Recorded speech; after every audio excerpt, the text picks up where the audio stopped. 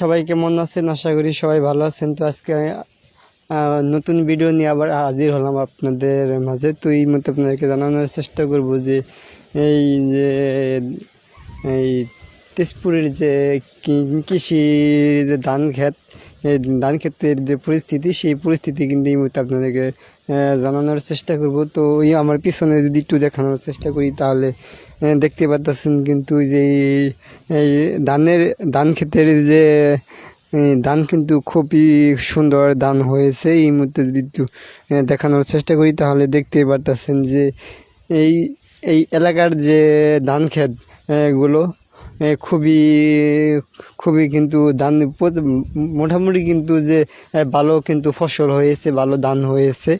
এই যে আমরা দেখতে পাচ্ছি পুরা ক্ষেতে কিন্তু এই এলাকার ক্ষেতগুলো ওর আগে কিন্তু মোটামুটি কিন্তু ভালো ধান হয়েছে।